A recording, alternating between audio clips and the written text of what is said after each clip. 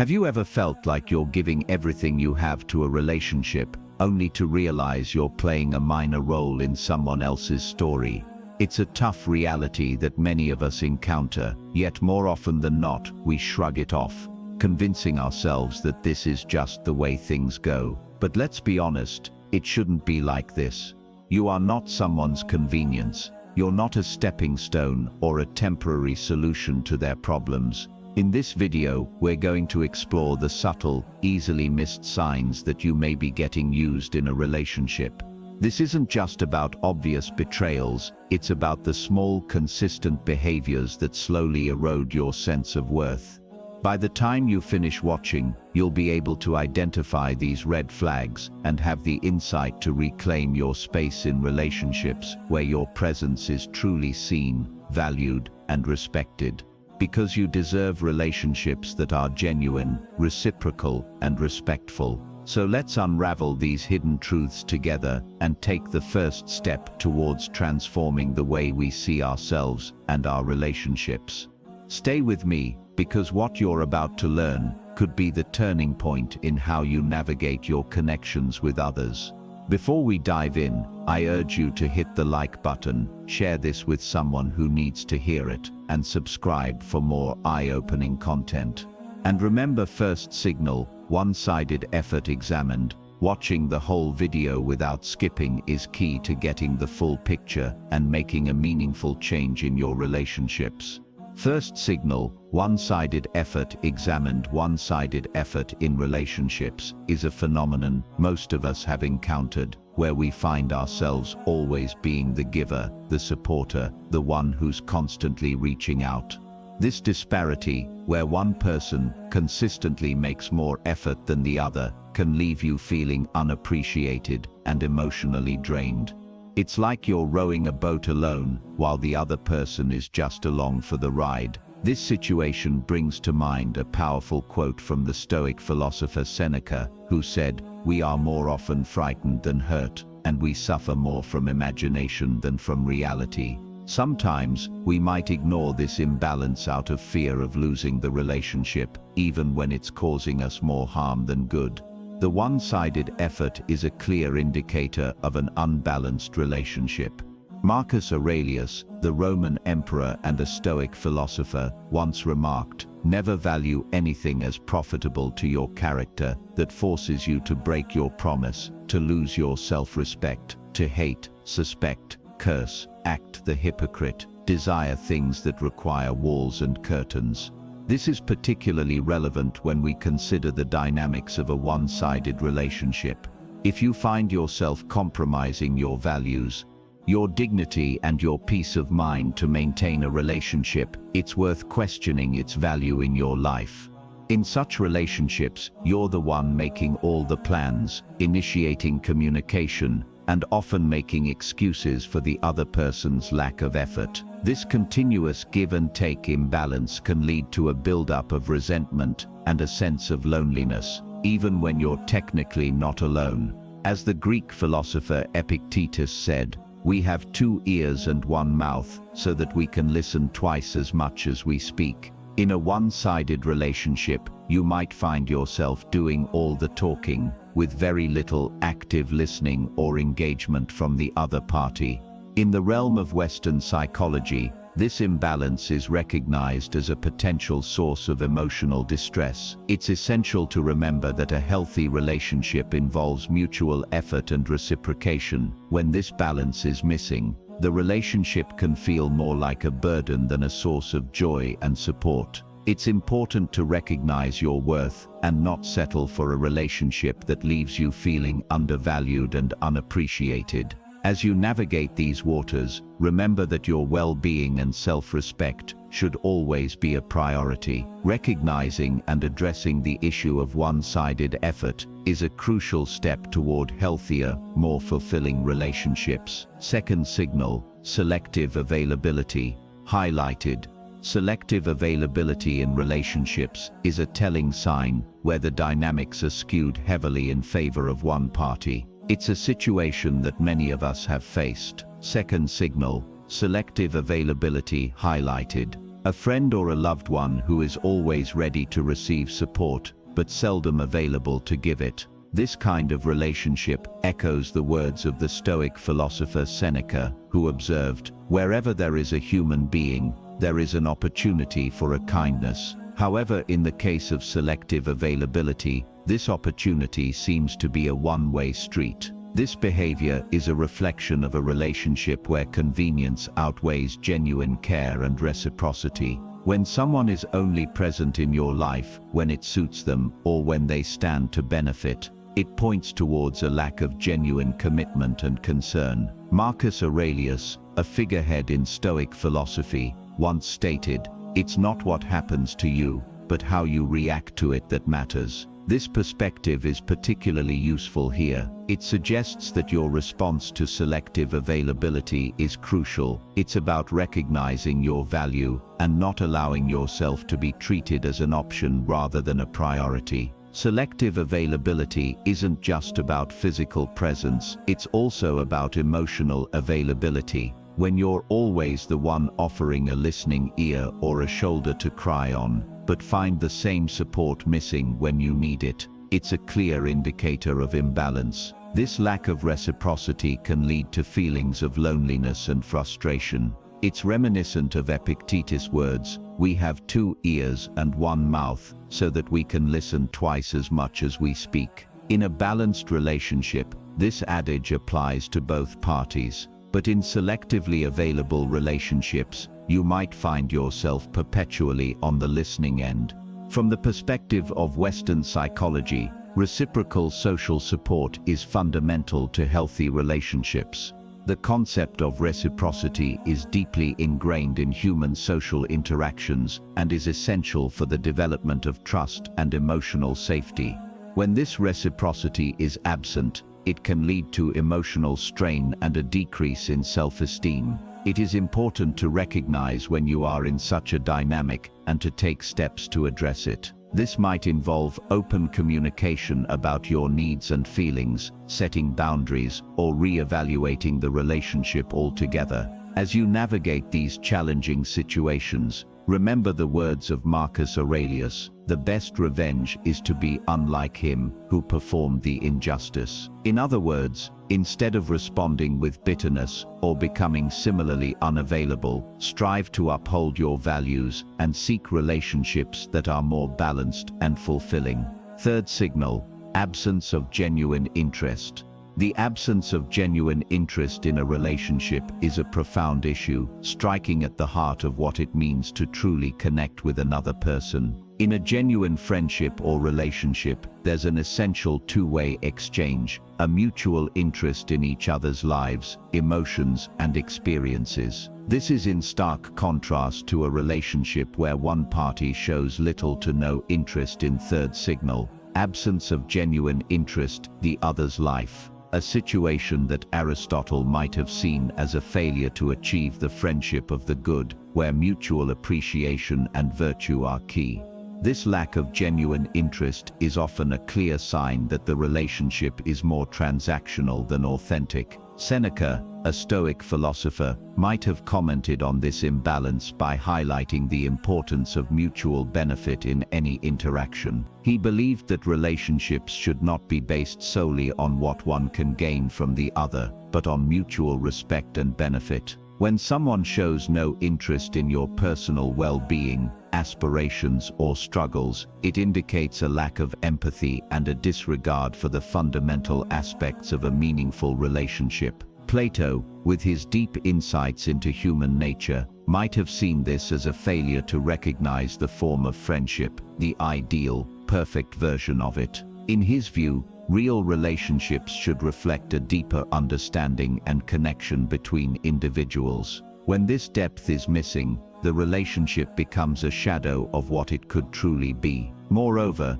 the lack of genuine interest in someone's life can lead to feelings of isolation and insignificance. It contradicts the basic human need for connection and understanding, something Carl Jung, the Swiss psychiatrist, emphasized in his theories. Jung believed that meaningful connections with others were an essential part of individual development and self-realization. In Stoic philosophy, Epictetus stressed the importance of focusing on what is within our control and letting go of what isn't. In the context of relationships, this means recognizing when a relationship lacks genuine interest and understanding that we cannot force someone to show this interest. Instead, we should focus on cultivating relationships that are enriching and mutually supportive. Socrates, known for his method of deep questioning, might have encouraged us to question the nature of our relationships continually. Are they based on mutual respect and interest, or are they one-sided? This constant inquiry can help us navigate towards healthier and more balanced relationships. Fourth signal, emotional manipulation unveiled. The fourth signal, emotional manipulation, is a critical concern in any relationship. It occurs when one person uses guilt, emotional pressure, or even subtle coercion to influence the other's actions. This form of manipulation is particularly insidious because it exploits the victim's compassion and empathy, often making them question their own feelings and motivations. Stoic philosophy, particularly the teachings of Epictetus, offers a lens through which to view this behavior. Epictetus taught that external events are beyond our control, but we can control our responses to them. In the context of emotional manipulation, this means recognizing the manipulative behavior for what it is and choosing not to let it dictate your actions or question your self-worth. Fourth signal, emotional manipulation unveiled. Marcus Aurelius, another Stoic philosopher, focused on the importance of acting in accordance with one's own nature and reason. When faced with emotional manipulation, it's essential to stay true to oneself, rather than being swayed by someone else's attempt to exploit your emotions. Aurelius might have advised that we maintain our integrity and not allow others to disturb our inner peace. Seneca, a contemporary of Aurelius, spoke often of the tranquility of the mind. He might have seen emotional manipulation as a direct threat to this tranquility, a force that disrupts our inner harmony and clarity. From his perspective, recognizing and resisting emotional manipulation is key to maintaining our mental and emotional equilibrium. From the perspective of Western psychology, emotional manipulation can have significant negative effects on an individual's mental health. It can lead to anxiety, low self-esteem, and even depression. Carl Jung, a pioneer of psychology, believed in the importance of individuation, the process of understanding and integrating one's own psyche.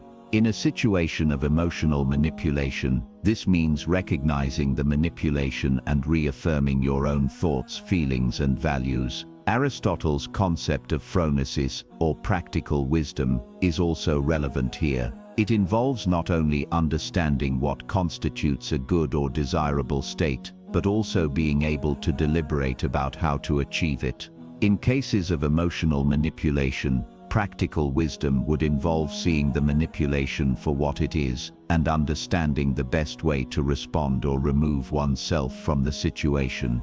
Plato might have viewed emotional manipulation as a corruption of the soul, a force that distorts truth and reality. In his dialogues, he often explored the idea of justice and truth, and emotional manipulation would likely have been antithetical to these ideals. In his view, fifth signal, disregard for boundaries. The fifth signal of a problematic relationship is the disregard for boundaries, a situation where one party consistently oversteps or ignores the limits set by the other. This lack of respect for personal boundaries can manifest in various ways, constantly changing plans, expecting you to be always available, or dismissing your needs and preferences. This behavior is not only disrespectful, but also detrimental to the foundation of any healthy relationship. In the realm of Stoic philosophy, the teachings of Marcus Aurelius offer valuable insight into this issue. Aurelius emphasized the importance of respecting oneself and others. He believed in the dignity of each individual and the need to honor that dignity in our interactions. From his perspective, allowing someone to repeatedly disregard your boundaries is inconsistent with maintaining self-respect and personal integrity. Similarly, Seneca, another Stoic philosopher, spoke about the balance between self-preservation and the duties we owe to others. Fifth signal, disregard for boundaries. He would likely view the disrespect of boundaries as a violation of this balance. In a healthy relationship, there should be a mutual respect for each other's time, space, and individuality. When these are continuously disregarded, the relationship becomes one-sided and harmful. Epictetus, known for his teachings on the control of one's own responses and actions, would advise individuals in such situations to remember that their reactions and boundaries are within their control. He would likely encourage a person to assert and maintain their boundaries firmly, reminding them that while we cannot control the actions of others, we can control how we respond and uphold our own limits. From a psychological perspective, Carl Jung's concept of individuation involves understanding and integrating various aspects of oneself. Respecting and asserting one's boundaries is a crucial part of this process. When boundaries are continuously ignored, it can hinder personal growth and lead to feelings of frustration and a loss of identity. Aristotle's notion of the golden mean, the desirable middle ground between two extremes, can also be applied to the concept of boundaries. In any relationship, there should be a balance between flexibility and firmness. A complete disregard for boundaries represents an extreme that disrupts this balance, leading to an unhealthy dynamic.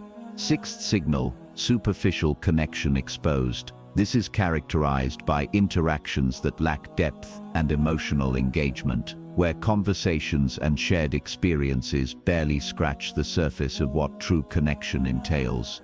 This type of relationship is marked by a persistent shallowness, where even after spending considerable time together, the parties involved don't truly know each other on a deeper, more meaningful level. From a Stoic perspective, Epictetus might comment on this by emphasizing the importance of genuine interactions in our lives. He believed that the essence of our relationships should be based on truth and sincerity. When a relationship remains superficial, it fails to align with these Stoic values of authenticity and meaningful connection.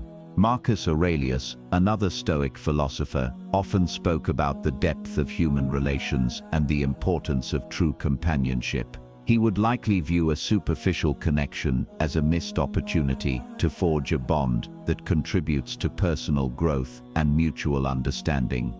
Aurelius might encourage individuals to seek relationships that go beyond the surface, ones that challenge and enrich both parties. Seneca, known for his insights into human nature, sixth signal, superficial connection exposed, might see superficial connections as a reflection of a lack of commitment to the betterment of oneself and others. In his view, relationships should serve as a means to improve ourselves and contribute positively to the lives of others. A relationship that remains at a superficial level does not fulfill this purpose and is thus lacking in the qualities that Seneca valued. In the realm of Western philosophy, Aristotle's concept of friendship based on virtue and mutual respect contrasts sharply with superficial connections. According to Aristotle, the highest form of friendship is that which is based on the mutual appreciation of the virtues of the other person and is not merely about pleasure or utility. Superficial relationships, devoid of this depth, do not meet Aristotle's criteria for true friendship. Plato might have conceptualized superficial connections as relationships that fail to reach the world of forms, his idea of the highest and most fundamental kind of reality. In Plato's view, a relationship that doesn't strive to understand and connect with the true essence of the individuals involved is limited and unfulfilling. Carl Jung, a Swiss psychiatrist, emphasized the importance of deep, meaningful connections in his theory of individuation, the process of self-realization. Jung would likely see superficial connections as barriers to achieving this self-realization, as they do not allow for the depth of interaction necessary for individuals to fully understand and integrate different aspects of their personalities. Seventh signal, absence in your tough times. The seventh, and a deeply telling signal of a problematic relationship, is the noticeable absence during tough times. Genuine friendships and relationships are tested and proven not in moments of convenience, but in times of challenge and adversity. When a person you consider a friend or a partner is conspicuously absent during your periods of struggle or hardship, it speaks volumes about their investment. Seventh signal: absence in your tough times and commitment to the relationship. Stoic philosophy, with its focus on virtue, resilience, and the nature of human relationships, offers valuable insights into this issue. Epictetus, a prominent Stoic philosopher, believed in the importance of enduring hardships with a sense of stoicism and grace. However, he also recognized the value of support and companionship in overcoming life's challenges. In the context of a friend's absence in tough times, Epictetus might remind us that while we cannot control others' actions, we can control our response, including re-evaluating the relationship and seeking support elsewhere. Marcus Aurelius, known for his meditations on life and duty, would likely see the absence of a friend in hard times as a failure in the duty of friendship. For Aurelius, the essence of any relationship was based on mutual support and understanding. The absence when you are most vulnerable contradicts the very principles of mutual respect and empathy that he valued. Seneca, another Stoic thinker, wrote extensively about the trials of life and the role of friends in easing our burdens. He might view a friend's absence in tough times as a lack of true friendship, which he believed should be based on a foundation of mutual support and understanding.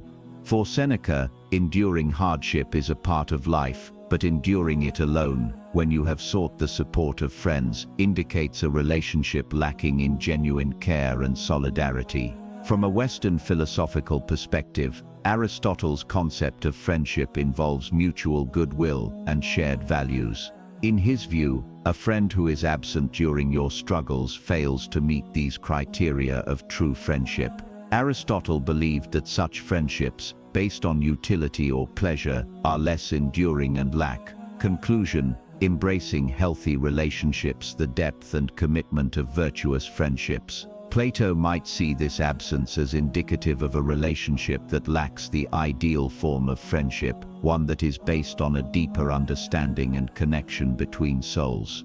For Plato, true friends are those who remain present and supportive, especially during life's challenges. Carl Jung, in his exploration of the human psyche, emphasized the importance of deep, meaningful connections in achieving personal growth and self-actualization. The absence of a friend during difficult times can be detrimental to this process, depriving individuals of the emotional support and understanding necessary for overcoming personal struggles.